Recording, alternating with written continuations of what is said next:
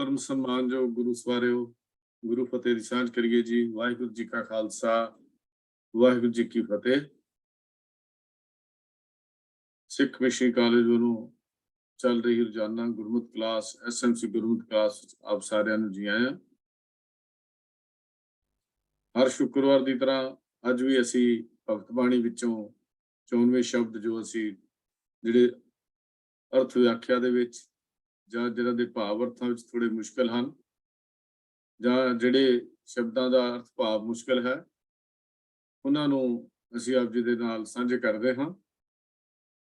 ਅੱਜ ਦਾ ਸ਼ਬਦ ਵੀ ਆਪ ਜੀ ਦੇ ਸਾਹਮਣੇ ਡਿਸਪਲੇ ਹੈ। ਬਿੰਦ ਤੇ ਜਿਨ ਪਿੰਡ ਕੀਆ ਅਗਨ ਕੁੰਡ ਰਹਾਇਆ 10 ਮਾਸ ਮਾਤਾ ਉਦਰ ਰਾਖਿਆ ਬਹੁਰ ਲਾਗੀ ਮਾਇਆ ਪ੍ਰਾਣੀ ਕਾਹੇ ਕੋ ਲੋਭ ਲਾਗੇ ਰਤਨ ਜਨਮ ਖੋਇਆ ਪੂਰਵ ਜਨਮ ਕਰਮ ਭੂਮ ਬੀਜ ਨਹੀਂ ਬੋਇਆ। ਇਹ ਸ਼ਬਦ ਦੀ ਵਿਚਾਰ ਅੱਜ ਸਾਡੇ ਨਾਲ ਸਾਂਝੀ ਕਰ ਰਹੇ ਵੀਰ ਪ੍ਰਭ ਕੀਰਤਨ ਸਿੰਘ ਜੀ। ਮੈਂ ਬੇਨਤੀ ਕਰ ਰਿਹਾ ਵੀਰ ਜੀ ਨੂੰ ਕਿ ਅੱਜ ਇਹ ਸ਼ਬਦ ਦੀ ਵਿਚਾਰ ਆਰੰਭ ਕਰਨ। ਵੀਰ ਪ੍ਰਭ ਕੀਰਤਨ ਸਿੰਘ ਜੀ। ਵਾਹਿਗੁਰੂ ਜੀ ਕਾ ਖਾਲਸਾ ਵਾਹਿਗੁਰੂ ਜੀ ਕੀ ਫਤਿਹ। ਵਾਹਿਗੁਰੂ ਜੀ ਕੀ ਫਤਿਹ ਜੀ। ਵਾਹਿਗੁਰੂ ਜੀ ਇੱਕ ਓੰਕਾਰ ਸਤਨਾਮ ਕਰਤਾ ਪੁਰਖ ਨਿਰਭਉ ਨਿਰਵੈਰ ਅਕਾਲ ਮੂਰਤ ਅਜੂਨੀ ਸੈਭੰ ਗੁਰ ਪ੍ਰਸਾਦ। ਗੁਰੂ ਪਿਆਰੇ ਜਿਹੜਾ ਸ਼ਬਦ ਦੀ ਵਿਆਖਿਆ ਸਮਝ ਨਹੀਂ ਹੈ।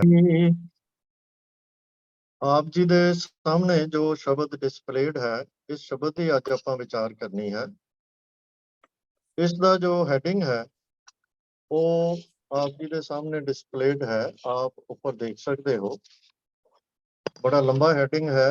22 ਚੌਪਦੇ ਤਥਾ ਪੰਚਪਦੇ ਆਸਾ ਸ੍ਰੀ ਕਬੀਰ ਜੀਓ ਕੇ ਤਿਪ ਦੇ 8 2 ਤੁਕੇ 7 ਤੇ 1 ਤੁਕਾ 1। ਤਾਂ ਇਹ ਕਾਫੀ ਡਿਟੇਲਡ ਜਿਹੜੀ ਹੈ ਸਤਿਗੁਰੂ ਜੀ ਨੇ ਹੈਡਿੰਗ ਦਿੱਤੀ ਹੈ। ਕਬੀਰ ਜੀ ਦੀ ਬਾਣੀ ਇੱਥੇ ਆਸਾ ਰਾਗ ਵਿੱਚ ਦੂਜਾ ਸੈਕਸ਼ਨ ਸ਼ੁਰੂ ਕਰਦੇ ਹੋਏ।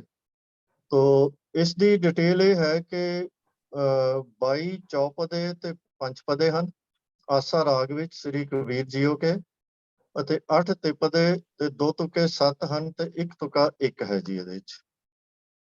ਤੋ ਆਪਾਂ ਪਹਿਲੇ ਇੱਕ ਵਾਰੀ ਇਸ ਸ਼ਬਦ ਦਾ ਪਾਠ ਕਰ ਲਈਏ ਜੀ। ਬਿੰਦ ਤੇ ਜਿਨ ਇੱਕ ਓੰਕਾਰ ਸਤਿਗੁਰ ਪ੍ਰਸਾਦ ਬਿੰਦ ਤੇ ਜਿਨ ਪਿੰਡ ਕੀਆ ਅਗਨ ਕੁੰਡ ਰਹਾਇਆ 10 ਮਾਸ ਮਾਤਾ ਉਦਰ ਰਾਖਿਆ ਬਹੁਰ ਲਾਗੀ ਮਾਇਆ ਪ੍ਰਾਣੀ ਕਾਹੇ ਕੋ ਲੋਭ ਲਾਗੇ ਰਤਨ ਜਨਮ ਖੋਇਆ ਪੂਰਬ ਜਨਮ ਕਰਮ ਭੂਮ ਬੀਜ ਨਹੀਂ ਬੋਇਆ ਰਹਾਓ। ਬਾਰਕ ਤੇ ਬਿਰਦ ਭਇਆ ਹੋਣਾ ਸੋ ਹੋਇਆ ਜਾਂ ਜਮ ਆਏ ਝੋਟ ਪਕੜੈ ਤਬੈ ਕਾਹੇ ਰੋਇਆ ਜੀਵਨੈ ਕੀ ਆਸ ਕਰੈ ਜਮ ਨਿਹਾਰੈ ਸਾਸਾ ਬਾਜ਼ੀ ਗਰੀ ਸੰਸਾਰ ਕਬੀਰਾ ਚੇਤ ਢਾਲ ਪਾਸਾ ਜੀਵਨੈ ਕੀ ਆਸ ਕਰੈ ਜਮ ਨਿਹਾਰੈ ਸਾਸਾ ਬਾਜ਼ੀ ਗਰੀ ਸੰਸਾਰ ਕਬੀਰਾ ਚੇਤ ਢਾਲ ਪਾਸਾ। ਇਹ ਜੋ ਸ਼ਬਦ ਆਪ ਜੀ ਨੇ ਸਰਵਨ ਕੀਤਾ ਹੈ ਕਬੀਰ ਜੀ ਦਾ ਪੰਨਾ 471 ਤੇ ਅੰਕਿਤ ਹੈ ਜੀ। ਜਿਵੇਂ ਕਿ ਆਪਾਂ ਜਾਣਦੇ ਹਾਂ ਕਿ ਕਿਸੇ ਵੀ ਸ਼ਬਦ ਦਾ ਮੁੱਖ ਭਾਵ ਜੋ ਹੈ ਉਹ ਰਹਾਉ ਦੀ ਪੰਕਤੀ ਦੇ ਵਿੱਚ ਹੁੰਦਾ ਹੈ। ਤਾਂ ਆਓ ਸਭ ਤੋਂ ਪਹਿਲਾਂ ਆਪਾਂ ਰਹਾਉ ਦੀ ਪੰਕਤੀ ਦੀ ਵਿਚਾਰ ਕਰੀਏ ਜੀ। ਪ੍ਰਾਣੀ ਕਾਹੇ ਕੋ ਲੋਭ ਲਾਗੇ रतन जन्म खोया, पूरब जन्म करम भूम, बीज नाही बोया। भगत जी फरमा रहे हैं कि हे प्राणी, हे बंदे, काहे को किस वास्ते लोभ भाव लोभ विच तू क्यों लोभ विच लग्या होया है, लोभ विच खचत है, मगन है, तेरे उत्ते ਲੋਭ ਦਾ ਹੀ ਕੰਟਰੋਲ ਹੈ, ਤੇਰਾ ਸਾਰਾ ਜੀਵਨ ਲੋਭ ਦੇ ਵਿੱਚ ਹੀ ਚੱਲਦਾ ਜਾ ਰਿਹਾ ਹੈ। ਤੇ ਇਸ ਲੋਭ ਦੇ ਵਿੱਚ ਤੂੰ ਆਪਣਾ ਪੂਰਾ ਜਨਮ, ਜੋ ਕਿ ਰਤਨਾ ਵਰਗਾ ਜਨਮ ਹੈ, ਹੀਰੇ ਵਰਗਾ ਜਨਮ ਹੈ, ਖੋਇਆ, ਤੂੰ ਗਵਾ ਲਿਆ ਹੈ। ਤੂੰ ਕਿਉਂ ਇਸ ਲੋਭ ਦੇ ਵਿੱਚ ਪੈ ਕੇ ਰਤਨ ਜਨਮ ਖੋ ਲਿਆ ਹੈ, ਹੀਰੇ ਵਰਗਾ ਅਮੋਲਕ ਜਨਮ ਗਵਾ ਲਿਆ ਹੈ, ਤੂੰ ਇਹ ਜਨਮ ਨੂੰ ਗਵਾ ਰਿਹਾ ਹੈ। ਹੁਣ ਇੱਥੇ ਕਬੀਰ ਜੀ ਫਰਮਾ ਰਹੇ ਹਨ ਕਿ ਤੂੰ ਲੋਭ ਦੇ ਵਿੱਚ ਲੱਗਾ ਹੋਇਆ ਹੈ, ਲੋਭ ਦੇ ਵਿੱਚ, ਲੋਭ ਦਾ ਤੇਰੇ ਉੱਤੇ ਕੰਟਰੋਲ ਹੈ, ਤੇ ਲੋਭ ਦੇ ਕਰਕੇ ਹੀ ਤੇਰਾ ਜਨਮ ਜਿਹੜਾ ਹੈ ਉਹ ਗਵਾਚ ਰਿਹਾ। ਹੁਣ ਇਹ ਲੋਭ ਕੀ ਹੈ ਜਿਸ ਦਾ ਜ਼ਿਕਰ ਭਗਤ ਜੀ ਕਰ ਰਹੇ ਹਨ? ਕੀ ਇਹ ਲੋਭ ਉਹੀ ਹੈ ਜਿਸ ਨੂੰ ਅਸੀਂ ਇੱਕ ਵਿਕਾਰ ਮੰਨਦੇ ਹਾਂ, ਜਿਹਨੂੰ ਪੰਜ ਮੁੱਖ ਵਿਕਾਰਾਂ ਵਿੱਚੋਂ, ਜਿਹਨੂੰ ਅਸੀਂ ਪੰਜ ਚੋਰ, ਪੰਜ ਦੁਸ਼ਮਣ, ਪੰਜ ਵਿਕਾਰ ਕਹਿ ਦਿੰਦੇ ਹਾਂ? ਕੀ ਇਹ ਉਹੀ ਲੋਭ ਦੀ ਗੱਲ ਹੋ ਰਹੀ ਹੈ? ਜੀ ਹਾਂ, ਇਹ ਹੈ ਤਾਂ ਉਹੀ ਲੋਭ। ਇਹ ਉਹੀ ਲੋਭ ਹੈ ਤੇ ਉਸੇ ਲੋਭ ਦੇ ਵਿੱਚ ਲੱਗ ਕੇ ਸਾਡਾ ਜਿਹੜਾ ਜੀਵਨ ਹੈ ਬੇਕਾਰ ਜਾ ਰਿਹਾ ਹੈ। ਪਰ ਇੱਕ ਲੋਭ ਜਿਸ ਨੂੰ ਅਸੀਂ ਵਿਕਾਰ ਆਮ ਤੌਰ ਤੇ ਮੰਨਦੇ ਹਾਂ, ਜਿਹਦਾ ਬੜਾ ਵਿਕਰਾਲ ਰੂਪ ਹੁੰਦਾ ਹੈ, ਜੋ ਇਨਸਾਨ ਨੂੰ ਇੱਕ ਕਰੂਪ ਲੋਭੀ ਇਨਸਾਨ ਬਣਾ ਦਿੰਦਾ ਹੈ, ਜੋ ਲੋਭ ਦੇ ਕੰਟਰੋਲ ਵਿੱਚ ਆ ਕੇ, ਲੋਭ ਦੇ ਅਸਰ ਹੇਠ ਆ ਕੇ ਅਨੇਕਾਂ ਪਾਪ ਤੇ ਕੁਕਰਮ ਕਰਦਾ ਹੈ, ਤੇ ਲੋਭ ਦੇ ਅਧੀਨ ਉਹ ਦੁਨੀਆ ਦੇ ਪਦਾਰਥ ਇਕੱਠੇ ਕਰਨ ਲਈ ਵੱਡੇ ਵੱਡੇ ਕੁਕਰਮ ਕਰਨ ਤੋਂ ਹੀ ਉਹ ਰੁਕਦਾ ਨਹੀਂ। ਪਰ ਕਬੀਰ ਜੀ ਇੱਥੇ ਜਿਸ ਲੋਭ ਦੀ ਗੱਲ ਕਰ ਰਹੇ ਹਨ, ਉਹ ਸਾਨੂੰ ਥੋੜਾ ਜਿਹਾ ਬਾਰੀਕੀ ਵਿੱਚ ਸਮਝਣਾ ਪਏਗਾ ਕਿ ਕੀ ਇਹ ਉਹੀ ਵਿਕਰਾਲ ਰੂਪ ਵਾਲਾ ਲੋਭ ਹੈ ਜਾਂ ਕੋਈ ਹੋਰ ਹੈ। ਆਪਾਂ ਅੱਗੇ ਚੱਲ ਕੇ ਇਸ ਦੀ ਵਿਚਾਰ ਕਰਾਂਗੇ। ਅਗਲੀ ਪੰਕਤੀ ਵਿੱਚ ਭਗਤ ਜੀ ਕਹਿ ਰਹੇ ਹਨ ਕਿ ਪੂਰਬ ਜਨਮ ਕਰਮ ਭੂਮ, ਬੀਜ ਨਾਹੀਂ ਬੋਇਆ। ਕਿ ਤੈਨੂੰ ਪਿਛਲੇ ਜਨਮਾਂ ਦੇ ਵਿੱਚ, ਪੂਰਬ ਦਾ ਮਤਲਬ ਹੈ ਪਿਛਲੇ, ਤੇ ਜਨਮ ਭਾਵ ਜਨਮ ਦੇ ਵਿੱਚ, ਪੂਰਬਲੇ ਕਰਮਾਂ ਦੇ ਅਨੁਸਾਰ, ਭਾਵ ਪਿਛਲੇ ਜਨਮਾਂ ਦੇ ਵਿੱਚ ਕੀਤੇ ਕਰਮ ਜੋ ਸਨ ਤੇਰੇ, ਉਹਨਾਂ ਦੇ ਅਨੁਸਾਰ ਤੈਨੂੰ ਇਹ ਜਨਮ ਪ੍ਰਾਪਤ ਹੋਇਆ ਹੈ, ਜਿਸ ਨੂੰ ਪਹਿਲੀ ਪੰਕਤੀ ਦੇ ਵਿੱਚ ਕਬੀਰ ਜੀ ਨੇ ਰਤਨ ਜਨਮ ਦਾ ਨਾਮ ਦਿੱਤਾ ਹੈ, ਹੀਰੇ ਵਰਗਾ ਅਮੋਲਕ ਕੀਮਤੀ ਜਨਮ, ਜਿਸ ਦਾ ਅਸੀਂ ਮੁੱਲ ਨਹੀਂ ਪਾ ਸਕਦੇ, ਜੋ ਅਮੋਲਕ ਹੈ। ਤਾਂ ਕਬੀਰ ਜੀ ਕਹਿੰਦੇ ਹਨ ਕਿ ਤੈਨੂੰ ਉਹਨਾਂ ਪੂਰਬਲੇ ਜਨਮਾਂ ਦੇ ਵਿੱਚ ਕੀਤੇ ਕਰਮਾਂ ਦੇ ਕਰਕੇ ਇਹ ਮਨੁੱਖਾ ਦੇਹੀ ਪ੍ਰਾਪਤ ਹੋਈ ਹੈ, ਜਿਸ ਨੂੰ ਕਬੀਰ ਜੀ ਕਹਿ ਰਹੇ ਹਨ ਕਿ ਇਹ ਕਰਮ ਭੂਮ ਹੈ। ਭੂਮ ਦਾ ਅਰਥ ਇੱਥੇ ਬਣਦਾ ਹੈ ਸਰੀਰ। ਇਹ ਉਹ ਕਰਮ ਭੂਮੀ ਹੈ, ਇਹ ਸਰੀਰ ਹੈ ਜੋ, ਜਿਸ ਦੇ ਵਿੱਚ ਅਸੀਂ ਕਰਮਾਂ ਦਾ ਬੀਜ ਬੀਜਣਾ ਸੀ, ਇਹਦੇ ਵਿੱਚ ਜਿਹੜੀ ਖੇਤੀ ਕਰਨੀ ਸੀ, ਪਰ ਅਸੀਂ ਕੀਤਾ ਕੀ ਕਿ ਬੀਜ ਨਹੀਂ ਬੋਇਆ। ਅਸੀਂ ਉਹ ਬੀਜ ਨਹੀਂ ਬੀਜਿਆ ਜਿਹੜਾ ਸਾਨੂੰ ਬੀਜਣਾ ਚਾਹੀਦਾ ਸੀ। ਭਾਵ ਪ੍ਰਭੂ ਦੀ ਯਾਦ ਨਾਲ ਜੁੜਨ ਦਾ ਬੀਜ, ਜਿਹੜਾ ਸਾਨੂੰ ਬੋਣਾ ਚਾਹੀਦਾ ਸੀ, ਜਿਹੜਾ ਬੀਜਣਾ ਚਾਹੀਦਾ ਸੀ, ਤਾਂ ਉਹ ਨਹੀਂ ਬੀਜਿਆ। ਤਾਂ ਫਿਰ ਸਵਾਲ ਪੈਦਾ ਹੁੰਦਾ ਹੈ ਕਿ ਤੂੰ ਇਹ ਕੰਮ ਕਿਉਂ ਨਹੀਂ ਕੀਤਾ। ਇੱਥੇ ਜੋ ਅਰਥ ਬਣਦੇ ਹਨ ਕਿ ਤੂੰ ਕਿਉਂ ਨਹੀਂ ਉਹ ਬੀਜ ਬੀਜਿਆ ਜਿਹੜਾ ਤੈਨੂੰ ਇਹ ਕਰਮ ਭੂਮ ਰੂਪੀ, ਖੇਤ ਰੂਪੀ ਸਰੀਰ ਪ੍ਰਾਪਤ ਹੋਇਆ ਸੀ। ਤੂੰ ਇਹਦੇ ਵਿੱਚ ਜਿਹੜਾ ਬੀਜ ਬੀਜਣਾ ਸੀ ਉਹ ਤੂੰ ਬੀਜਿਆ ਹੀ ਨਹੀਂ। ਕਿਉਂ ਨਹੀਂ ਬੀਜਿਆ? ਕਿਉਂਕਿ ਸਾਡਾ ਜੀਵਨ ਸਫਲ ਕਰਨ ਦਾ ਇੱਕੋ ਹੀ ਢੰਗ ਹੈ ਕਿ ਅਸੀਂ ਪ੍ਰਭੂ ਨਾਲ ਜੁੜ ਜਾਈਏ, ਉਸ ਦੀ ਯਾਦ ਨਾਲ ਜੁੜ ਜਾਈਏ। ਤਾਂ ਤੁਸੀਂ, ਕਬੀਰ ਜੀ ਕਹਿ ਰਹੇ, ਤੂੰ ਇਹ ਕੰਮ ਕਿਉਂ ਨਹੀਂ ਕੀਤਾ? ਜੇ ਅਸੀਂ ਇਸ ਕਰਮ ਭੂਮੀ, ਸਰੀਰ ਰੂਪੀ ਭੂਮੀ ਦੇ ਵਿੱਚ ਅਸੀਂ ਨਾਮ ਦਾ ਬੀਜ ਬੀਜੀਏ, ਜੇ ਇਹ ਬੀਜ ਬੀਜਣ ਦਾ ਕੰਮ ਕਰਨਾ ਸੀ, ਕਰੀਏ, ਤੇ ਉਹਦੇ ਨਾਲ ਕੀ ਹੋਏਗਾ ਕਿ ਸਾਡੇ ਜੀਵਨ ਦੇ ਵਿੱਚ ਦੈਵੀ ਗੁਣਾਂ ਦੀ ਫਸਲ ਪੈਦਾ ਹੋਵੇਗੀ। ਜੇ ਬੀਜਾਂਗੇ ਤਾਂ ਉਹ ਫਸਲ ਜ਼ਰੂਰ ਪੈਦਾ ਹੋਏਗੀ। ਨਾਮ ਸਿਮਰਨ ਨਾਲ, ਬੰਦਗੀ ਨਾਲ ਅਸੀਂ ਆਪਣੇ ਜੀਵਨ ਨੂੰ ਰੱਬੀ ਜੀਵਨ ਬਣਾਉਣ ਦਾ ਯਤਨ ਕਰਦੇ। ਰੱਬੀ ਗੁਣ ਪੈਦਾ ਕਰਾਂਗੇ ਆਪਣੇ ਜੀਵਨ ਦੇ ਵਿੱਚ, ਉਸ ਪ੍ਰਭੂ ਦੇ ਨਾਲ, ਰੱਬ ਦੇ ਨਾਲ ਜੁੜ ਕੇ ਰੱਬੀ ਗੁਣ ਪੈਦਾ ਕਰਾਂਗੇ, ਤਾਂ ਫਿਰ ਅਸੀਂ ਉਸ ਅਵਸਥਾ ਤੱਕ ਪਹੁੰਚ ਸਕਦੇ ਹਾਂ ਜਿੱਥੇ ਕਬੀਰ ਜੀ ਦੇ ਆਪਣੇ ਬਚਨਾਂ ਦੇ ਵਿੱਚ ਹੀ ਆਪ ਫਰਮਾ ਰਹੇ ਹਨ ਕਿ ਹਰ ਜਨ ਐਸਾ ਚਾਹੀ।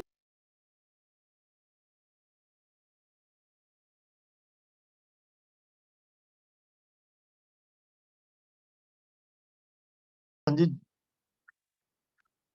ਇਹ ਜਨਮ ਪ੍ਰਭੂ ਦੀ ਯਾਦ ਵਿੱਚ ਜੁੜਨ ਵਾਸਤੇ ਸੀ, ਇਸ ਕਰਮ ਭੂਮੀ ਦੇ ਵਿੱਚ ਨਾਮ ਦਾ ਬੀਜ ਬੀਜਣ ਵਾਸਤੇ ਸੀ। ਜੇ ਅਸੀਂ ਨਾਮ ਦਾ ਬੀਜ ਆਪਣੇ ਇਸ ਕਰਮ ਭੂਮੀ ਰੂਪੀ ਸਰੀਰ ਦੇ ਵਿੱਚ ਬੀਜਾਂਗੇ ਤਾਂ ਜੀਵਨ ਦੇ ਵਿੱਚ ਸਾਡੇ ਦੈਵੀ ਗੁਣਾਂ ਦੀ ਫਸਲ ਪੈਦਾ ਹੋਵੇਗੀ। ਇਹ ਬੀਜ ਪ੍ਰਫੁੱਲਤ ਹੋਵੇਗਾ ਤੇ ਦੈਵੀ ਗੁਣਾਂ ਦੀ ਫਸਲ ਪੈਦਾ ਹੋਵੇਗੀ। ਤੇ ਨਾਮ ਸਿਮਰਨ ਬੰਦਗੀ ਨਾਲ ਅਸੀਂ ਆਪਣੇ ਜੀਵਨ ਨੂੰ ਰੱਬੀ ਜੀਵਨ ਬਣਾਉਣ ਦਾ ਯਤਨ ਕਰਾਂਗੇ। ਰੱਬੀ ਗੁਣ ਪੈਦਾ ਕਰਕੇ ਫਿਰ ਅਸੀਂ ਉਸ ਅਵਸਥਾ ਤੱਕ ਪਹੁੰਚ ਸਕਦੇ ਹਾਂ ਜਿੱਥੇ ਕਬੀਰ ਜੀ ਫਰਮਾਉਂਦੇ ਹਨ ਕਿ ਹਰ ਜਨ ਐਸਾ ਚਾਹੀਏ ਜੈਸਾ ਹਰ ਹੀ ਹੋਏ। ਜਾਂ ਇੱਕ ਹੋਰ ਜਗ੍ਹਾ ਤੇ ਵੀ ਕਬੀਰ ਜੀ ਫਰਮਾਉਂਦੇ ਹਨ ਕਿ ਰਾਮ ਕਬੀਰਾ ਏਕ ਭਏ ਹੈ, ਕੋਇ ਨਾ ਸਕੈ ਪਛਾਨੀ। ਇਹੀ ਉਹ ਅਵਸਥਾ ਹੈ ਜਿਹੜੀ ਮਨੁੱਖਾ ਜੀਵਨ ਨੂੰ ਸਫਲ ਕਰਨ ਦੀ ਅਵਸਥਾ ਹੈ। ਤੋ ਕਬੀਰ ਜੀ ਕਹਿ ਰਹੇ ਹਨ ਕਿ ਉਸ ਪਾਸੇ ਤੂੰ ਯਤਨ ਕਰਨ ਲਈ ਆਪਣੀ ਕਰਮ ਭੂਮੀ ਦੇ ਰੂਪੀ ਸਰੀਰ ਦੇ ਵਿੱਚ ਨਾਮ ਦਾ ਬੀਜ ਤੂੰ ਨਹੀਂ ਬੀਜਿਆ। ਤੂੰ ਕਿਉਂ ਨਹੀਂ ਬੀਜਿਆ? ਤੂੰ ਕਿਉਂ ਲੋਭ ਦੇ ਵਿੱਚ ਲੱਗਾ ਹੋਇਆ ਹੈ? ਤੇ ਇਹ ਰਤਨ ਵਰਗਾ ਜਿਹੜਾ ਜਨਮ ਹੈ, ਅਮੋਲਕ ਜਨਮ ਹੈ, ਤੂੰ ਇਸ ਨੂੰ ਕਿਉਂ ਗਵਾ ਰਿਹਾ ਹੈ? ਅੱਗੇ ਕਬੀਰ ਜੀ ਪਹਿਲੇ ਪਦੇ ਦੇ ਵਿੱਚ ਆਪ ਫਰਮਾਉਂਦੇ ਹਨ, ਬਿੰਦ ਤੇ ਜਿਨ ਪਿੰਡ ਕੀਆ ਅਗਨ ਕੁੰਡ ਰਹਾਇਆ। ਬਿੰਦ ਤੇ ਇਸ ਦਾ ਅਰਥ ਹੈ ਇੱਕ ਬੂੰਦ ਤੋਂ। ਸਾਡਾ ਜਨਮ ਮਾਤਾ ਪਿਤਾ ਦੇ ਮਿਲਾਪ ਤੋਂ ਹੁੰਦਾ ਹੈ ਤੇ ਆਮ ਇਹ ਕਿਹਾ ਜਾਂਦਾ ਹੈ ਕਿ ਇੱਕ ਬੂੰਦ ਤੋਂ ਸਾਡਾ ਜੀਵਨ ਸ਼ੁਰੂ ਹੁੰਦਾ ਹੈ। ਤੇ ਜਿਨ ਭਾਵ ਉਸ ਪ੍ਰਭੂ ਨੇ, ਪਿੰਡ ਕੀਆ ਭਾਵ ਸਰੀਰ ਬਣਾ ਦਿੱਤਾ। ਉਸ ਪ੍ਰਭੂ ਨੇ ਇੱਕ ਛੋਟੀ ਜਿਹੀ ਬੂੰਦ ਤੋਂ ਭਾਵ ਆਲਮੋਸਟ ਆਊਟ ਆਫ ਨਥਿੰਗ ਸਾਡਾ ਇਹ ਸਰੀਰ ਬਣਾ ਦਿੱਤਾ ਤੇ ਅਗਨ ਕੁੰਡ ਰਹਾਇਆ। ਅਗਨ ਕੁੰਡ ਆਮ ਤੌਰ ਤੇ ਜੋ ਸ਼ਬਦ ਭਾਰਤੀ ਸਭਿਅਤਾ ਦੇ ਵਿੱਚ ਵਰਤਿਆ ਜਾਂਦਾ ਹੈ ਉਹ ਮਾਤਾ ਦੇ ਪੇਟ ਵਾਸਤੇ, ਉਦਰ ਵਾਸਤੇ ਵਰਤਿਆ ਜਾਂਦਾ ਹੈ। ਤੋ ਉੱਥੇ ਅੰਦਰ ਰਹਾਇਆ ਭਾਵ ਤੇਰੀ ਰੱਖਿਆ ਕੀਤੀ, ਤੈਨੂੰ ਪਾਲਿਆ, ਤੈਨੂੰ ਬਚਾ ਕੇ ਰੱਖਿਆ, ਤੈਨੂੰ ਬਣਾਇਆ, ਵੱਡਾ ਕੀਤਾ, ਪਾਲਿਆ, ਤੇਰੀ ਰੱਖਿਆ ਕੀਤੀ। ਜਿਸ ਪ੍ਰਭੂ ਪਿਤਾ ਨੇ ਇੱਕ ਬੂੰਦ ਤੋਂ ਤੇਰਾ ਸਰੀਰ ਬਣਾ ਦਿੱਤਾ ਤੇ ਜਨਮ ਤੋਂ ਪਹਿਲਾਂ ਉਸ ਅਵਸਥਾ ਦੇ ਵਿੱਚ ਤੈਨੂੰ ਬਚਾ ਕੇ ਰੱਖਿਆ, ਤੇਰੇ ਸਰੀਰ ਦੀ ਇੰਨੀ ਸੁੰਦਰ ਨਾਯਾਬ ਬਣਤਰ ਕੀਤੀ, ਤੇ ਉਸ ਪ੍ਰਭੂ ਨੂੰ ਉਸ ਉਧਰ ਧਿਆਨ ਕਰ।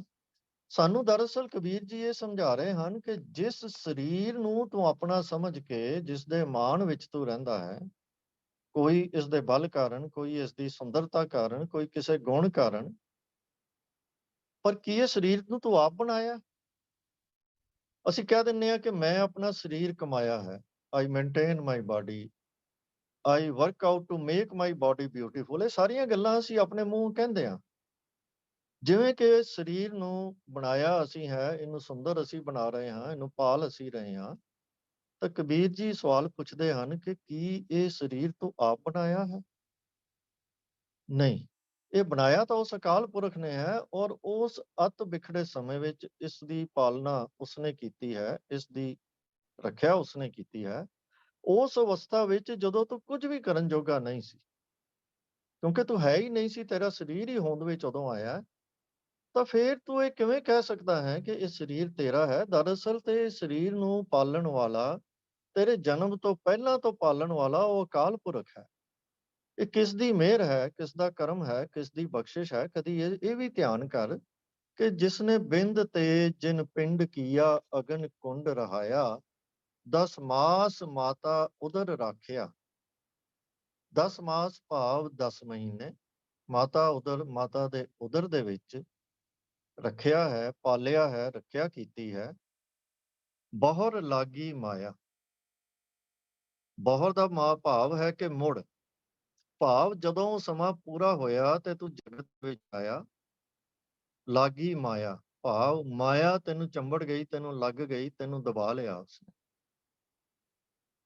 ਤੂੰ 10 ਮਹੀਨੇ ਜਦੋਂ ਮਾਂ ਦੇ ਪੇਟ ਵਿੱਚ ਜਿਸ ਪ੍ਰਭੂ ਨੇ ਤੇਰੀ ਰਾਖੀ ਕੀਤੀ, ਪਰ ਜਿਉਂ ਹੀ ਤੂੰ ਜਨਮ ਲਿਆ, ਤੇਰਾ ਧਿਆਨ ਇਹ ਨਹੀਂ ਗਿਆ ਕਿ ਮੈਂ ਉਸ ਪ੍ਰਭੂ ਦੇ ਨਾਲ ਜੁੜਿਆ ਰਵਾਂ, ਸਗੋਂ ਤੂੰ ਮਾਇਆ ਦੇ ਅਸਰ ਹੇਠ ਆ ਗਿਆ। ਜਨਮ ਲੈਣ ਤੋਂ ਬਾਅਦ ਤੈਨੂੰ ਮਾਇਆ ਨੇ ਦਬਾ ਲਿਆ, ਲਾਗੀ ਮਾਇਆ, ਭਾਵ ਤੈਨੂੰ ਦਬਾ ਲਿਆ ਮਾਇਆ।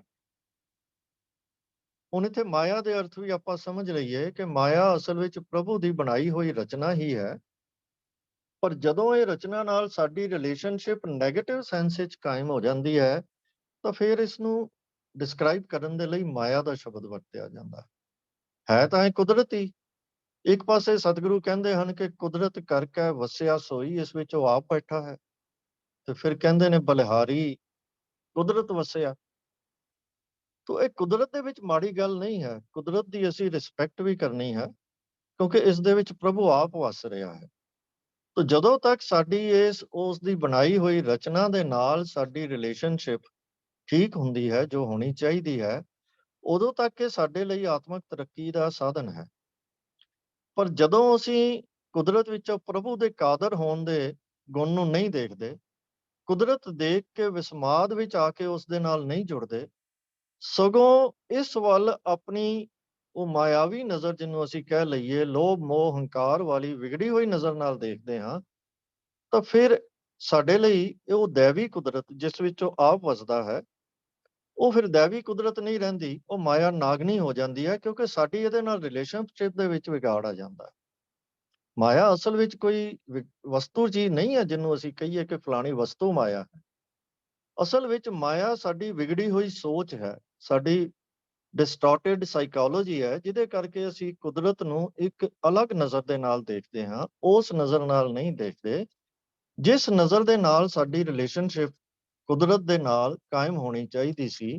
ਕਿ ਅਸੀਂ ਜਦੋਂ ਕੁਦਰਤ ਨੂੰ ਦੇਖੀਏ, ਕੁਦਰਤ ਦੀ ਬੇਅੰਤਤਾ ਨੂੰ, ਇਸ ਦੀ ਖੂਬਸੂਰਤੀ ਨੂੰ ਦੇਖੀਏ, ਤੇ ਸਾਨੂੰ ਇਹਦੇ ਵਿੱਚੋਂ ਉਸ ਅਕਾਲ ਪੁਰਖ ਦੀ ਝਲਕ ਦਿਸੇ, ਤੇ ਅਸੀਂ ਅਕਾਲ ਪੁਰਖ ਦੇ ਪ੍ਰੇਮ ਦੇ ਵਿੱਚ ਰੰਗੇ ਜਾਈਏ। ਇਹ ਤਾਂ ਹੁੰਦਾ ਨਹੀਂ, ਤੇ ਅਸੀਂ ਕਰਦੇ ਕੀ ਹਾਂ ਕਿ ਕੁਦਰਤ ਨੂੰ ਦੇਖ ਕੇ ਲੋਭ ਦੇ ਵਿੱਚ, ਲਾਲਚ ਦੇ ਵਿੱਚ, ਮੋਹ ਦੇ ਵਿੱਚ, ਹੰਕਾਰ ਦੇ ਵਿੱਚ ਅਸੀਂ ਇਸ ਦੇ ਨਾਲ ਉਹ ਰਿਲੇਸ਼ਨਸ਼ਿਪ ਕਾਇਮ ਕਰ ਲੈਂਦੇ ਹਾਂ ਕਿ ਅਸੀਂ ਸਾਰਾ ਕੁਝ ਇਕੱਠਾ ਕਰ ਲਈਏ, ਮੈਂ ਇਹ ਵੀ ਲੈ ਲਵਾਂ, ਉਹ ਵੀ ਲੈ ਲਵਾਂ, ਤੇ ਫਿਰ ਇਹ ਮਾਇਆ ਨਾਗਨੀ ਦਾ ਰੂਪ ਧਰ ਲੈਂਦੀ ਹੈ। ਫਿਰ ਸਾਨੂੰ ਉਸ ਕੁਦਰਤ ਵਿੱਚੋਂ ਅਕਾਲ ਪੁਰਖ ਦੇ ਦਰਸ਼ਨ ਹੋਣੇ ਬੰਦ ਹੋ ਜਾਂਦੇ ਹਨ, ਸਾਨੂੰ ਉਹਦੀ ਪ੍ਰੈਜ਼ੈਂਸ ਮਹਿਸੂਸ ਹੋਣੀ ਬੰਦ ਹੋ ਜਾਂਦੀ ਹੈ। ਜਿਵੇਂ ਸਤਿਗੁਰੂ ਜੀ ਨੇ ਆਨੰਦ ਸਾਹਿਬ ਜੀ ਦੇ ਵਿੱਚ ਫਰਮਾਇਆ ਹੈ, ਇਹ ਮਾਇਆ ਜਿਤ ਹਰ ਵਿਸਰੈ, ਭਾਉ ਦੂਜਾ ਲਾਇ। ਉਹੀ ਚੀਜ਼ ਮਾਇਆ ਹੈ ਜਿਸ ਦੇ ਨਾਲ ਜੁੜਨ ਦੇ ਨਾਲ, ਜਿਸ ਦੇ ਨਾਲ ਪ੍ਰੇਮ ਕਰਨ ਦੇ ਨਾਲ ਅਸੀਂ ਅਕਾਲ ਪੁਰਖ ਨੂੰ ਛੱਡ ਕੇ ਦੂਜੇ ਦੇ ਨਾਲ, ਭਾਵ ਉਸ ਦੀ ਰਚਨਾ ਦੇ ਨਾਲ ਪ੍ਰੇਮ ਕਰਨ ਲੱਗ ਜਾਂਦੇ ਹਾਂ, ਤੇ ਅਕਾਲ ਪੁਰਖ ਨੂੰ ਭੁੱਲ ਜਾਂਦੇ ਹਾਂ। ਤੋ ਇੱਥੇ ਵੀ ਕਬੀਰ ਜੀ ਨੇ ਜਿਹੜਾ ਮਾਇਆ ਸ਼ਬਦ ਜਿਹੜਾ ਹੈ ਉਹ ਵਰਤਿਆ ਹੈ, ਉਹ ਉਸੇ ਸੈਂਸ ਵਿੱਚ ਵਰਤਿਆ ਹੈ ਕਿ ਬਹੁਰ ਲਾਗੀ ਮਾਇਆ, ਕਿ ਹੁਣ ਮਾਇਆ ਜਿਹੜੀ ਹੈ ਉਹ ਚੰਬੜ ਗਈ ਹੈ, ਤੇ ਜਿਹੜਾ ਸਾਡਾ ਰਿਲੇਸ਼ਨਸ਼ਿਪ ਹੈ ਉਹ ਵਿਗੜ ਗਿਆ ਹੈ। ਆਪਾਂ ਇਸ ਦੇ ਬਾਰੇ ਬਾਅਦ ਵਿੱਚ ਥੋੜੀ ਜਿਹੀ ਹੋਰ ਵਿਚਾਰ ਵੀ ਕਰਾਂਗੇ, ਪਹਿਲਾਂ ਇੱਕ ਵਾਰੀ ਸ਼ਬਦ ਦੇ ਸੰਖੇਪ ਅਰਥ ਸਮਝ ਲਈਏ। ਬਾਰਕ ਤੇ ਬਿਰਧ ਭਇਆ, ਹੋਣਾ ਸੋ ਹੋਇਆ। ਹੋਣਾ ਸੋ ਹੋਇਆ, ਭਾਵ ਜੋ ਹੋਣਾ ਸੀ ਉਹ ਹੋ ਗਿਆ, ਜੋ ਇਨਐਵਿਟੇਬਲ ਸੀ ਉਹ ਹੋ ਗਿਆ। ਇਨਐਵਿਟੇਬਲ ਕੀ ਸੀ? ਕਿ ਪਹਿਲਾਂ ਕਬੀਰ ਜੀ ਨੇ ਜਨਮ ਦੀ ਗੱਲ ਕੀਤੀ ਹੈ, ਫਿਰ ਉਸ ਤੋਂ ਬਾਅਦ ਬਾਲਕ ਅਵਸਥਾ ਦੀ ਗੱਲ ਹੈ, ਤੇ ਅੰਤ ਨੂੰ ਅਸੀਂ ਬਿਰਧ ਹੋ ਜਾਣਾ ਹੈ। ਅਸੀਂ ਬਹੁਤ ਸਾਰੇ ਉਸ ਅਵਸਥਾ ਤੱਕ ਪਹੁੰਚ ਚੁੱਕੇ ਹਾਂ ਕਿ ਬਾਰਕ ਤੇ ਬਿਰਧ ਭਇਆ, ਹੋਣਾ ਸੋ ਹੋਇਆ। ਤੇਰੇ ਜੀਵਨ ਦਾ ਵੱਡਾ ਹਿੱਸਾ ਬੀਤ ਗਿਆ ਹੈ, ਵੱਡਾ ਸਮਾਂ ਲੰਘ ਗਿਆ ਹੈ, ਔਰ ਇਹ ਦੁਬਾਰਾ ਮਿਲਣਾ ਨਹੀਂ ਹੈ। ਇਹ ਜੋ ਹੋਣਾ ਸੀ ਇਨਐਵਿਟੇਬਲ ਸੀ, ਕਿਉਂਕਿ ਹਰ ਬਾਲਕ ਨੇ ਬੁੱਢੇ ਤਾਂ ਹੋਣਾ ਹੀ ਹੈ, ਬਿਰਧ ਤਾਂ ਭਇਆ, ਇਹ ਅਵਸਥਾ ਸਾਰਿਆਂ ਦੇ ਉੱਤੇ ਆਉਣੀ ਹੀ ਹੈ, ਤਾਂ ਇਹ ਆ ਗਈ ਹੈ। ਤੇ ਇਹ ਦੁਬਾਰਾ ਤੈਨੂੰ ਪੂਰਾ ਜੀਵਨ ਜਿਹੜਾ ਇਸ ਦੋ ਸਮਿਆਂ ਦੇ ਦੌਰਾਨ ਲੰਘ ਗਿਆ ਹੈ, ਬਾਲਕ ਤੋਂ ਬਿਰਧ ਤੱਕ ਦਾ, ਇਹ ਤੈਨੂੰ ਦੁਬਾਰਾ ਨਹੀਂ ਮਿਲਣਾ। ਹੁਣ ਕਬੀਰ ਜੀ ਨੇ ਕਿਹਾ ਤੂੰ ਲੋਭ ਦੇ ਵਿੱਚ ਜੁੜਿਆ ਹੋਇਆ ਹੈ, ਲੋਭ ਵਿੱਚ ਦੱਬਿਆ ਹੋਇਆ ਹੈ। ਤੇ ਸਾਡੇ ਨਾਲ ਵੀ ਇਹੀ ਹੋਇਆ ਹੈ ਕਿ ਬਾਲਕ ਤੋਂ ਅਸੀਂ ਬਿਰਧ ਹੋ ਗਏ ਹਾਂ। ਤੇ ਬਿਰਧ ਤਾਂ ਉਹ ਮਨੁੱਖ ਵੀ ਹੁੰਦਾ ਹੈ ਜਿਹੜਾ ਕਾਦਰ ਨਾਲ ਜੁੜਿਆ ਹੁੰਦਾ ਹੈ, ਕਿਉਂਕਿ ਇਹ ਤਾਂ ਕੁਦਰਤ ਦਾ ਨਿਯਮ ਹੈ, ਹੋਣਾ ਸੋ ਹੋਇਆ, ਇਹ ਇਨਐਵਿਟੇਬਲ ਹੈ। ਤੋ ਇਹ ਉਸਦੇ ਨਾਲ ਵੀ ਹੋਣਾ ਹੈ ਤੇ ਇਹ ਸਾਡੇ ਨਾਲ ਵੀ ਹੋ ਰਿਹਾ ਹੈ, ਉਹਨਾਂ ਲੋਕਾਂ ਦੇ ਨਾਲ, ਸਾਡੇ ਵਰਗਿਆਂ ਨਾਲ ਹੋ ਰਿਹਾ ਹੈ ਜਿਹੜੇ ਲੋਭ ਦੇ ਵਿੱਚ ਫਸੇ ਹੋਏ ਹਨ, ਲੋਭ ਦੇ ਵਿੱਚ ਦੱਬੇ ਹੋਏ ਹਨ, ਤੇ ਜਿਹੜੇ ਉਸ ਅਕਾਲ ਪੁਰਖ ਦੇ ਨਾਲ ਜੁੜੇ ਹੋਏ ਹਨ, ਉਹਨਾਂ ਦੇ ਨਾਲ ਵੀ ਇਹ ਹੋ ਰਿਹਾ ਹੈ। ਜਿਸ ਨੇ ਕਾਦਰ ਦੇ ਨਾਲ ਮਨ ਜੋੜਿਆ, ਆਨੰਦ ਮਾਣਿਆ, ਤੇ ਉਸੇ ਨਾਲ ਵੀ ਹੋ ਰਿਹਾ ਹੈ। ਤੇ ਸਾਡੀ ਅਵਸਥਾ ਇਹ ਹੈ ਕਿ ਬਹੁਤ ਲਾਗੀ ਮਾਇਆ, ਇਸ ਮਾਨਸਿਕ ਹਾਲਤ ਵਿੱਚ ਹੀ ਅਸੀਂ ਬਾਰਕ ਤੋਂ ਬਿਰਧ ਹੋ ਗਏ ਹਾਂ। ਇਹ ਸਾਰਾ ਸਫ਼ਰ ਅਸੀਂ ਤੈਅ ਕਰ ਲਿਆ ਹੈ। ਪਰ ਕਾਦਰ ਨਾਲ ਜੁੜਿਆ ਵਿਅਕਤੀ ਜਦੋਂ ਇਸ ਜਗਤ ਤੋਂ ਜਾਣ ਲੱਗਦਾ ਹੈ, ਉਹ ਆਨੰਦਿਤ ਹੁੰਦਾ ਹੈ। ਜਿਸ ਮਰਨੇ ਤੇ ਜਗ ਡਰੈ, ਮੇਰਾ ਮਨ ਆਨੰਦ, ਮਰਨੇ ਹੀ ਤੇ ਪਾਈਐ ਪੂਰਨ ਪਰਮਾਨੰਦ, ਕਬੀਰ ਜੀ ਫਰਮਾ ਰਹੇ ਹਨ। ਤੇ ਦੂਜੇ ਪਾਸੇ ਸਾਡੇ ਵਰਗੇ ਲੋਕ ਹਨ ਜਿਹੜੇ ਲੋਭ ਦੇ ਵਿੱਚ, ਕਬੀਰ ਜੀ ਕਹਿੰਦੇ ਹਨ ਤੁਸੀਂ ਦੱਬੇ ਹੋਏ ਹੋ, ਉਹਨਾਂ ਦਾ ਕੀ ਹਾਲਤ ਹੁੰਦੀ ਹੈ? ਉਹਨਾਂ ਦੀ ਹਾਲਤ ਅੱਗੇ ਡਿਸਕ੍ਰਾਈਬ ਕਰ ਰਹੇ ਹਨ। ਜਾਂ ਜਮ ਆਏ ਝੋਟ ਪਕੜੈ, ਤਬੈ ਕਾਹੇ ਰੋਇਆ। ਹੁਣ ਜਮ ਨੂੰ ਮੌਤ ਦਾ ਫਰਿਸ਼ਤਾ ਮੰਨਿਆ ਜਾਂਦਾ ਹੈ। ਹਰ ਧਰਮ ਦੇ ਵਿੱਚ ਕਿਸੇ ਨਾ ਕਿਸੇ ਨੂੰ ਮੌਤ ਦਾ ਫਰਿਸ਼ਤਾ ਮੰਨਿਆ ਜਾਂਦਾ ਹੈ। ਗੁਰਮਤ ਦਾ ਇਹੋ ਜਿਹਾ ਕੋਈ ਸਿਧਾਂਤ ਨਹੀਂ, ਪਰ ਕਬੀਰ ਜੀ ਆਮ ਲੋਕਾਂ ਦੇ ਸਮਝ ਆਉਣ ਵਾਲੀ ਭਾਸ਼ਾ ਦੇ ਵਿੱਚ ਉਹਨਾਂ ਨੇ ਜਮ ਦਾ ਲਫ਼ਜ਼ ਵਰਤਿਆ ਹੈ।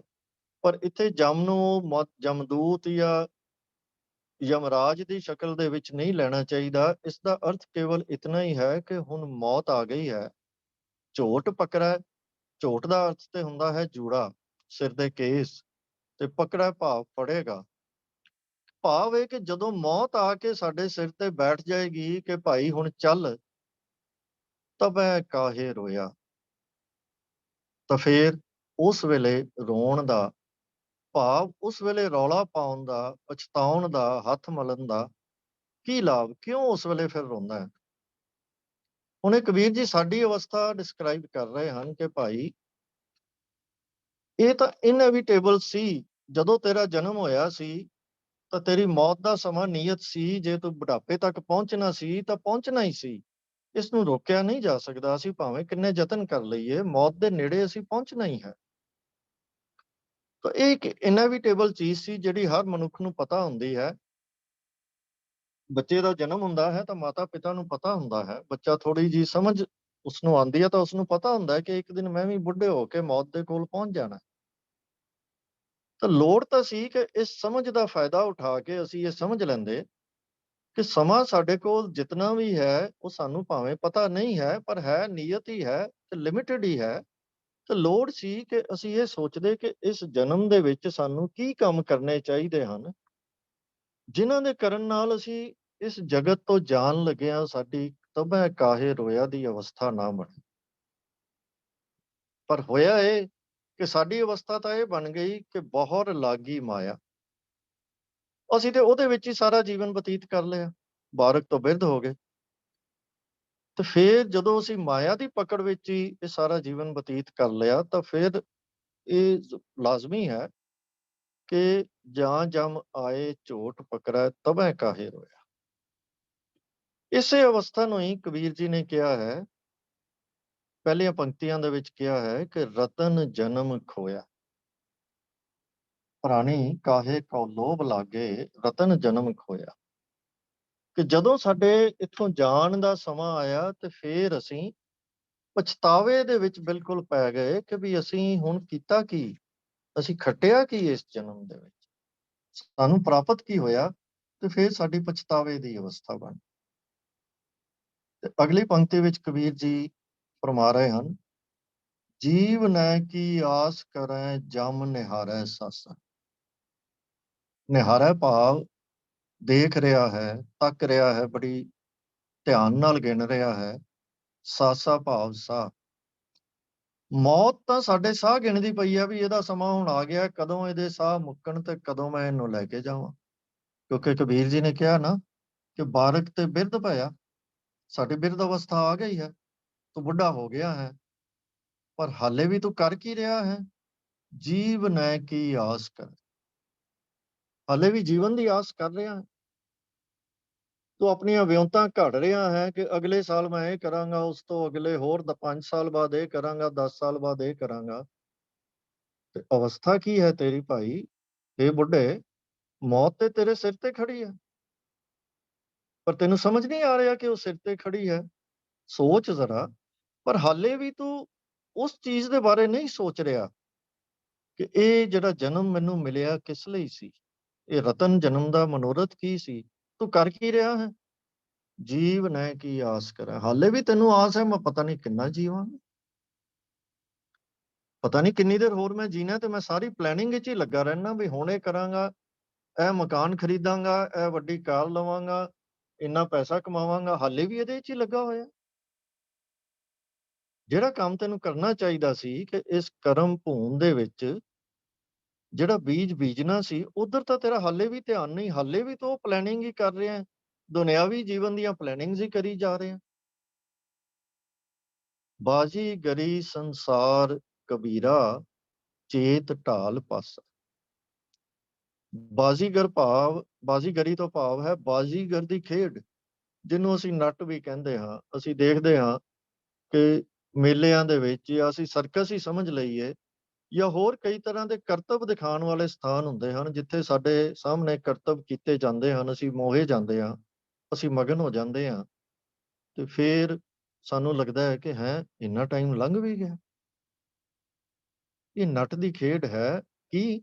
ਇਹ ਸੰਸਾਰ, ਇਹ ਜਗਤ ਨੱਟ ਦੀ ਖੇਡ ਹੈ, ਜਿੱਥੇ ਤੇਰੇ ਸਾਹਮਣੇ ਤਰ੍ਹਾਂ ਤਰ੍ਹਾਂ ਦੀਆਂ ਖੇਡਾਂ ਹੋ ਰਹੀਆਂ ਹਨ।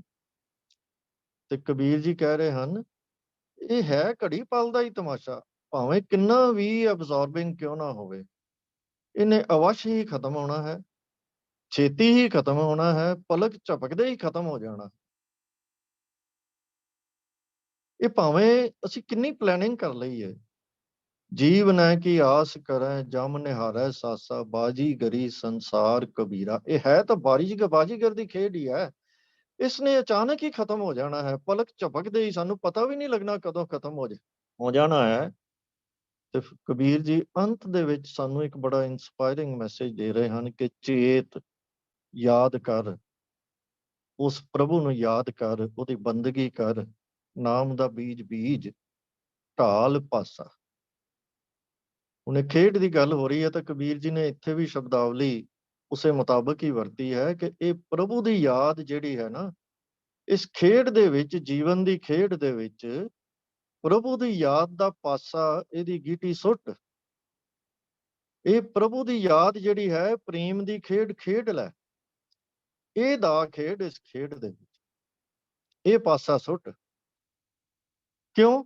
ਕਿਉਂਕਿ ਇਹ ਉਹ ਪਾਸਾ ਹੈ ਕਿ ਇਹ ਇੱਕ ਵਾਰੀ ਪਾਸਾ ਅਸੀਂ ਠੀਕ ਪਾ ਲਈਏ ਤਾਂ ਹਾਰੀ ਹੋਈ ਗੇਮ ਵੀ ਅਸੀਂ ਜਿੱਤ ਜਾਂਦੇ।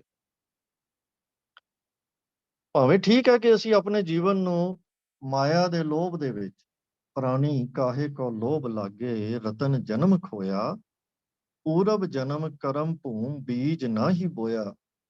ਬਿਰਧ ਅਵਸਥਾ ਵਿੱਚ ਅਸੀਂ ਸਾਰੇ ਪਹੁੰਚੇ ਬੈਠੇ ਹਾਂ, ਤੇ ਜਿਹੜਾ ਅਸੀਂ ਬੀਜ ਬੀਜਣਾ ਚਾਹੀਦਾ ਸੀ, ਸਾਨੂੰ ਕਬੀਰ ਜੀ ਸਮਝਾ ਰਹੇ ਹਨ, ਉਹ ਨਹੀਂ ਬੀਜਿਆ। ਜਗਤ ਦੇ ਵਿੱਚ ਅਸੀਂ ਬੈਠ ਕੇ ਸਾਰੇ ਕੰਮ ਉਹ ਕੀਤੇ ਹਨ ਜਿਹੜੇ ਪ੍ਰਭੂ ਦੇ ਨਾਲ ਜੋੜਨ ਵਾਲੇ ਨਹੀਂ ਸਨ।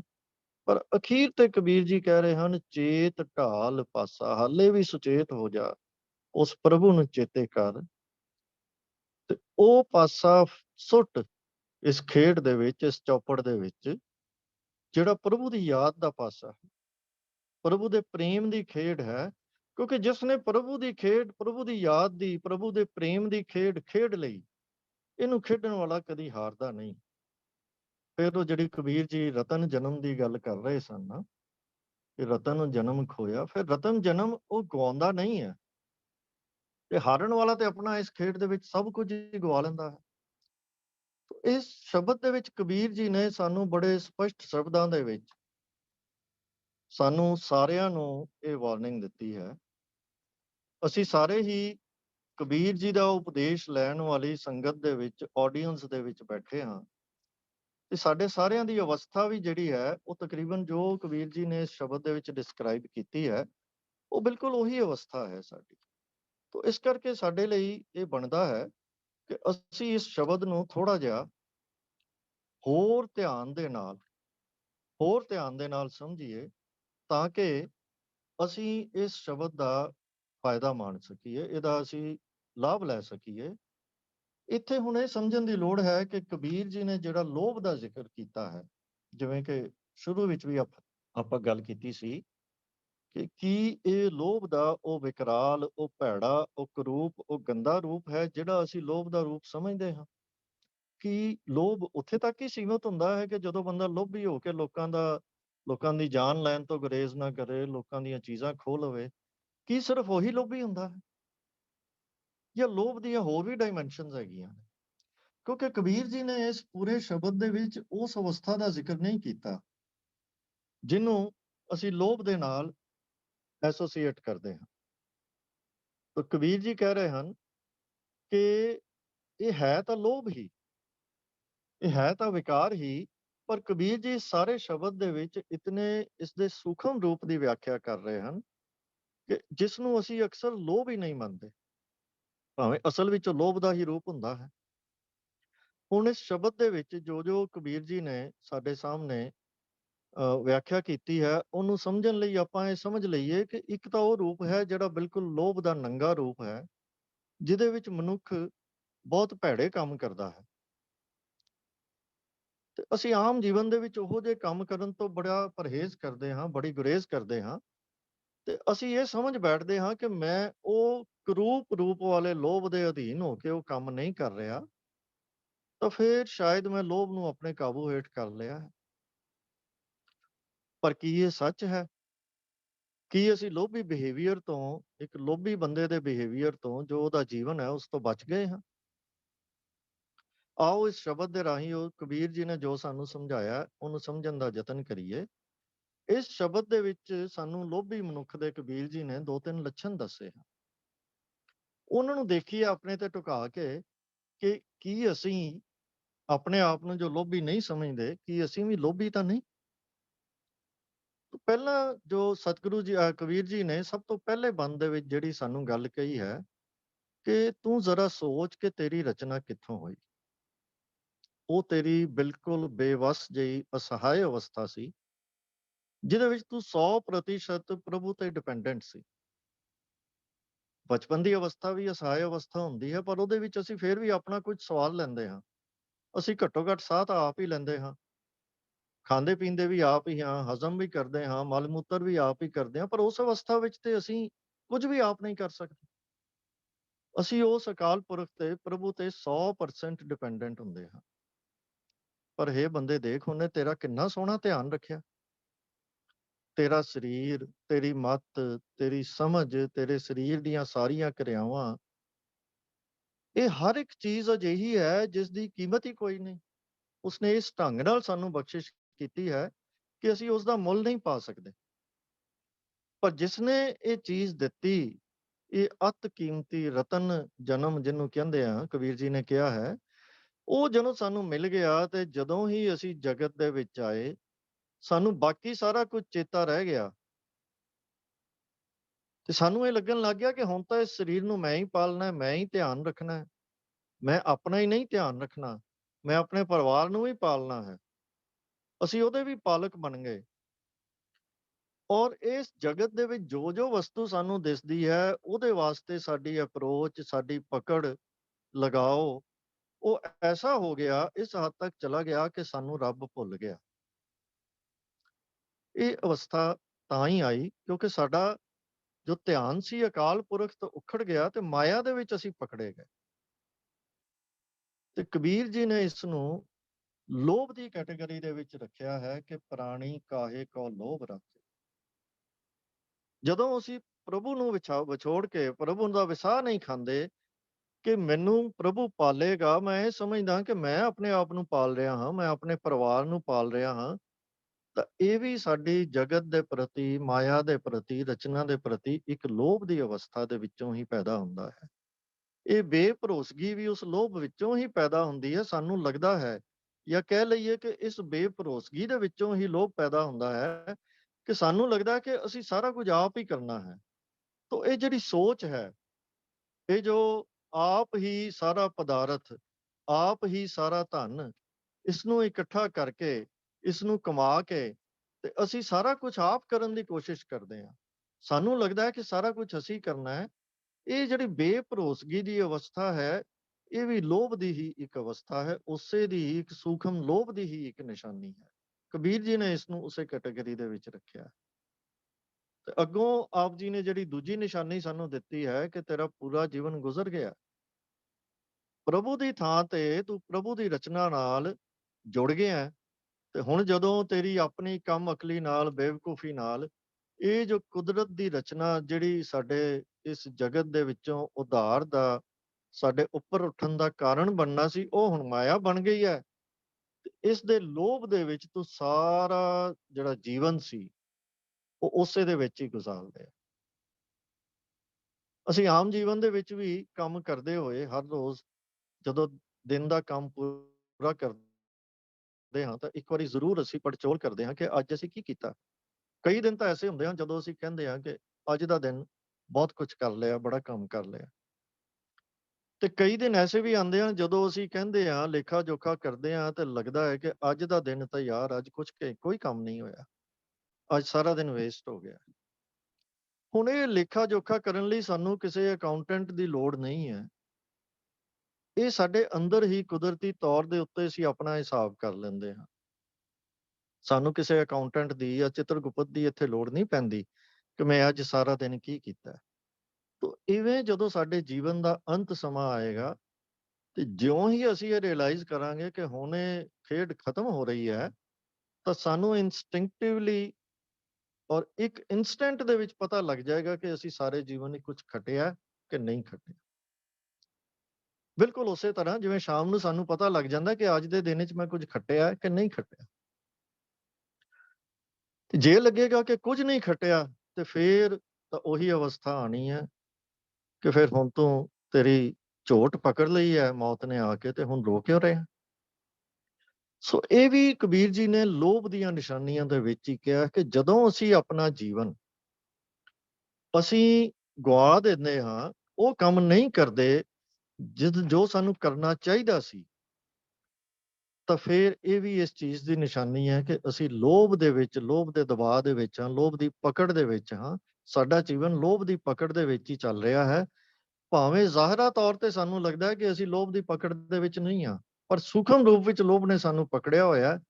ਤੇ ਇਹ ਬੜੀ ਖਤਰਨਾਕ ਸਥਿਤੀ ਹੁੰਦੀ ਹੈ ਕਿ ਉਹ ਲੋਭ ਜਿਹੜਾ ਸਾਡਾ ਇਸ ਮਾਇਆ ਦਾ, ਇਸ ਜਗਤ ਦਾ ਹੈ, ਉਹ ਇੱਕ ਵਿਕਰਾਲ ਜਿਹਾ ਰੂਪ ਲੈ ਲੈਂਦਾ, ਇੱਕ ਡਿਸਟੋਰਟਡ ਜਿਹਾ ਰੂਪ ਲੈ ਲੈਂਦਾ ਤੇ ਸਾਨੂੰ ਪਤਾ ਵੀ ਨਹੀਂ ਲੱਗਦਾ ਕਿ ਲੋਭ ਹੈ ਔਰ ਅਸੀਂ ਲੋਭੀ ਜੀਵਨ ਹੀ ਬਿਤਾ ਰਹੇ ਹੁੰਦੇ ਹਾਂ। ਤਾਂ ਕਬੀਰ ਜੀ ਨੇ ਇਸ ਨੂੰ ਹੀ ਲੋਭ ਦੀ ਕੈਟਾਗਰੀ ਦੇ ਵਿੱਚ ਰੱਖਿਆ ਹੈ। ਤੇ ਤੀਜੀ ਨਿਸ਼ਾਨੀ ਜਿਹੜੀ ਇੱਕ ਸੂਖਮ ਲੋਭ ਦੇ ਜੀਵਨ ਦੀ ਕਬੀਰ ਸਾਹਿਬ ਜੀ ਸਾਨੂੰ ਦੱਸ ਰਹੇ ਹਨ ਕਿ ਮੌਤ ਤਾਂ ਦਰਵਾਜ਼ੇ ਤੇ ਖੜੀ ਹੈ ਤੇ ਅਸੀਂ ਆਉਣ ਵਾਲੇ ਕਈ ਸਾਲਾਂ ਦਾ ਹਿਸਾਬ ਲਾ ਰਹੇ ਹਾਂ ਕਿ ਮੈਂ ਇਹ ਕਰਨਾ, ਮੈਂ ਉਹ ਕਰਨਾ।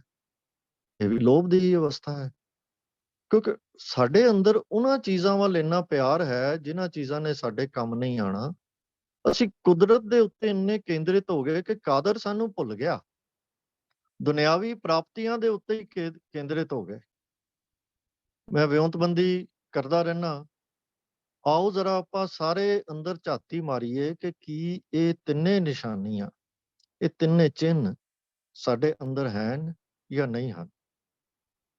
ਜੇ ਹਨ ਤਾਂ ਫਿਰ ਅਸੀਂ ਆਪਣੇ ਆਪ ਨੂੰ ਭਾਵੇਂ ਕਹੀਏ ਕਿ ਅਸੀਂ ਲੋਭ ਤੇ ਕਾਬੂ ਪਾ ਲਿਆ ਹੋਇਆ ਹੈ, ਮੈਂ ਲੋਭੀ ਨਹੀਂ ਹਾਂ, ਫਲਾਣਾ ਲੋਭੀ ਹੈ, ਮੈਂ ਲੋਭੀ ਨਹੀਂ ਹਾਂ, ਪਰ ਅਸਲ ਦੇ ਵਿੱਚ ਤਾਂ ਅਸੀਂ ਸੂਖਮ ਲੋਭ ਦੇ ਗੁਲਾਮ ਬਣ ਕੇ ਹੀ ਆਪਣਾ ਜੀਵਨ ਬਤੀਤ ਕਰ ਰਹੇ ਹਾਂ। ਤੋ ਜਦੋਂ ਅਸੀਂ ਪ੍ਰਭੂ ਕਰਤੇ ਕਾਦਰ ਤੇ ਭਰੋਸਾ ਛੱਡ ਕੇ ਇਹ ਸਮਝੀਏ ਕਿ ਸਭ ਕੁਝ ਮੈਂ ਹੀ ਕਰਨਾ ਹੈ, ਇੱਕ ਕੰਮ ਕਰਨਾ ਹੁੰਦਾ ਹੈ ਕਿ ਆਪਣੀ ਡਿਊਟੀ ਹੈ, ਅਸੀਂ ਕਿਰਤ ਕਰਨੀ ਹੈ, ਆਪਣਾ ਕੰਮ ਕਰਨਾ ਹੈ, ਪਰ ਛੱਡਿਆ ਸਾਰਾ ਕੁਝ ਅਕਾਲ ਪੁਰਖ ਤੇ ਹੋਵੇ। ਜਿਵੇਂ ਕਬੀਰ ਜੀ ਨੇ ਹੀ ਇੱਕ ਜਗ੍ਹਾ ਤੇ ਫਰਮਾਇਆ ਹੈ ਕਿ ਹਾਥ ਪਾਉ ਸਭ ਕਾਮ ਕਰ ਚੀਤ ਨਿਰੰਜਨ ਨਾਲ।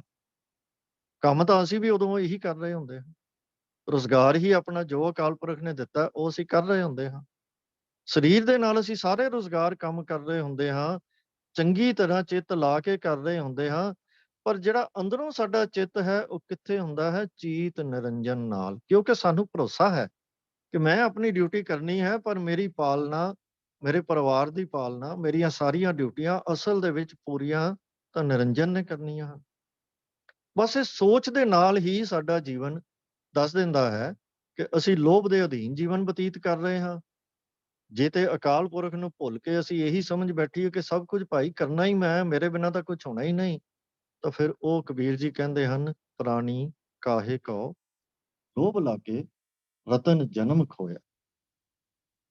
ਤਾਂ ਇਹ ਨਿਸ਼ਾਨੀ ਕਬੀਰ ਜੀ ਨੇ ਦੱਸੀ ਹੈ ਕਿ ਅਸੀਂ ਵੀ ਆਪਣੇ ਜੀਵਨ ਨਾਲ ਅਗਰ ਝਾਤੀ ਮਾਰੀਏ ਤਾਂ ਵਾਹਿਗੁਰੂ ਦੇ ਉੱਤੇ ਬੇਭਰੋਸਗੀ ਸਾਡੇ ਜੀਵਨ ਦਾ ਇੱਕ ਚਿੰਨ੍ਹ ਨਹੀਂ ਹੈ। ਅਸੀਂ ਸਭ ਕੁਝ ਆਪ ਹੀ ਕਰਨਾ ਲੋੜਦੇ ਹਾਂ। ਇਸੇ ਲੋਭ ਦੀ ਹੀ ਗੱਲ ਕਬੀਰ ਜੀ ਕਰ ਰਹੇ ਹਨ। ਤੇ ਫਿਰ ਦੂਜੀ ਨਿਸ਼ਾਨੀ, ਜਿਵੇਂ ਆਪਾਂ ਅੱਗੇ ਗੱਲ ਕੀਤੀ ਹੈ, ਕਿ ਜੇ ਸਾਨੂੰ ਅੰਤ ਸਮੇਂ ਇਹ ਮਹਿਸੂਸ ਹੋ ਜਾਏ ਕਿ ਭਾਈ ਮੈਂ ਖੱਟਿਆ ਕੀ, ਮੈਂ ਤਾਂ ਸਾਰਾ ਜੀਵਨ ਗਵਾ ਲਿਆ ਹੈ। ਵੈਸੇ ਤਾਂ ਸਾਡੀ ਅਵਸਥਾ ਤੱਕ ਆਉਂਦਿਆਂ ਸਾਡੇ ਪਰਿਵਾਰ ਹੀ, ਸਾਡੇ ਰਿਸ਼ਤੇਦਾਰ ਹੀ, ਸਾਡੇ ਬੱਚੇ ਹੀ ਸਾਨੂੰ ਇਹ ਮਹਿਸੂਸ ਕਰਾ ਦਿੰਦੇ ਹਨ ਕਿ ਜੋ ਚੀਜ਼ਾਂ ਮੈਂ ਕਰਦਾ ਰਿਹਾ ਉਹ ਸਭ ਵਿਅਰਥ ਸਨ। ਅਸੀਂ ਪ੍ਰਾਪਰਟੀਜ਼ ਦੇ ਪਿੱਛੇ ਭੈਣਾਂ ਭਰਾਵਾਂ ਨਾਲ ਲੜ ਪੈਂਦੇ ਹਾਂ, ਪੁੱਤਰ ਪਿਓ ਨਾਲ ਲੜ ਪੈਂਦਾ ਹੈ, ਧੀ ਮਾਂ ਨਾਲ ਲੜ ਪੈਂਦੀ ਹੈ। ਉਹ ਸਾਰੇ ਸਾਨੂੰ ਮਹਿਸੂਸ ਕਰਾ ਰਹੇ ਹੁੰਦੇ ਹਨ ਕਿ ਭਾਈ ਜੋ ਤੂੰ ਖੱਟਿਆ ਹੈ ਇਸ ਜਗਤ ਦੇ ਵਿੱਚ, ਉਹ ਤਾਂ ਤੇਰੇ ਕਿਸੇ ਕੰਮ ਨਹੀਂ ਆਉਣਾ। ਇਹਦੇ ਮਾਲਕ ਤਾਂ ਪਹਿਲਾਂ ਹੀ ਬੈਠੇ ਹਨ। ਤੇਰੇ ਕੋਲ ਖੋਹਣ ਵਾਲੇ ਵੀ ਬੜੇ ਬੈਠੇ ਹਨ, ਤੇਰੇ ਸਿਰ ਦੀ ਛੱਤ ਖੋਹਣ ਵਾਲੇ ਵੀ ਬੜੇ ਬੈਠੇ ਹਨ। ਪਰ ਅੰਤ ਵੇਲੇ ਸਾਨੂੰ ਮਹਿਸੂਸ ਹੋ ਜਾਂਦਾ ਹੈ ਕਿ ਜਦੋਂ ਜੀਵਨ ਭਰ ਲੱਗੇ ਵੀ ਰਹੀਏ ਤੇ ਫਿਰ ਵੀ ਇਹ ਸਾਰੀ ਉਮਰ ਅਸੀਂ ਆਪਣੇ ਵੱਲੋਂ ਬੜੀ ਚੰਗੀ ਕਮਾਈ ਵੀ ਕਰਦੇ ਰਹੀਏ ਦੁਨਿਆਵੀ ਅਰਥਾਂ ਦੇ ਵਿੱਚ, ਪਰ ਅੰਤ ਵਿੱਚ ਜਾ ਕੇ ਮਹਿਸੂਸ ਹੋਵੇ ਕਿ ਮੈਂ ਤਾਂ ਸਾਰੀ ਜ਼ਿੰਦਗੀ ਕੁਝ ਕੀਤਾ ਹੀ ਨਹੀਂ। ਤਾਂ ਕਬੀਰ ਜੀ ਨੇ ਇਸ ਨੂੰ ਵੀ ਲੋਭੀ ਜੀਵਨ ਦੀ ਨਿਸ਼ਾਨੀ ਦੱਸਿਆ ਹੈ। ਤਾਂ ਫਿਰ ਆਪਾਂ ਮੌਤ ਦੀ ਇੰਤਜ਼ਾਰ ਕਿਉਂ ਕਰੀਏ? ਅੱਜ ਹੀ ਇਹ ਲੇਖਾ ਜੋਖਾ ਕਿਉਂ ਨਾ ਕਰੀਏ? ਆਓ ਆਪਾਂ ਆਪਣੀ ਲਾਈਫ ਦੇ ਵਿੱਚ ਸੈਲਫ ਅਪਰੇਜ਼ਲ ਰੋਜ਼ ਕਰਦੇ ਹਾਂ, ਹਰ ਕੁਝ ਸਮੇਂ ਪਿੱਛੋਂ ਕਰਦੇ ਹਾਂ। ਬਿਜ਼ਨਸਮੈਨ ਸਾਲ ਤੋਂ ਪਿੱਛੋਂ ਆਪਣੀ ਪ੍ਰੋਫਿਟ ਐਂਡ ਲਾਸ ਰਿਪੋਰਟ ਬਣਾਉਂਦਾ ਹੈ। ਤੇ ਆਓ ਅਸੀਂ ਅੱਜ ਆਪਣੀ ਸੈਲਫ ਅਪਰੇਜ਼ਲ ਕਰੀਏ ਕਿ ਮੈਂ ਕੀ ਖੱਟਿਆ ਹੈ। ਜੋ ਖੱਟਣਾ ਚਾਹੀਦਾ ਸੀ ਉਹ ਖੱਟਿਆ ਹੈ। ਅੱਜ ਆਪਣੀ ਪਰਫਾਰਮੈਂਸ ਰਿਪੋਰਟ ਆਪ ਲਿਖੀਏ, ਅੱਜ ਆਪਣੀ ਕੌਨਫੀਡੈਂਸ਼ੀਅਲ ਰਿਪੋਰਟ ਆਪਣੀ ਆਪ ਬਣਾਈਏ, ਆਪਣਾ ਪ੍ਰੋਫਿਟ ਐਂਡ ਲਾਸ ਅਕਾਊਂਟ ਅੱਜ ਆਪ ਬਣਾਈਏ।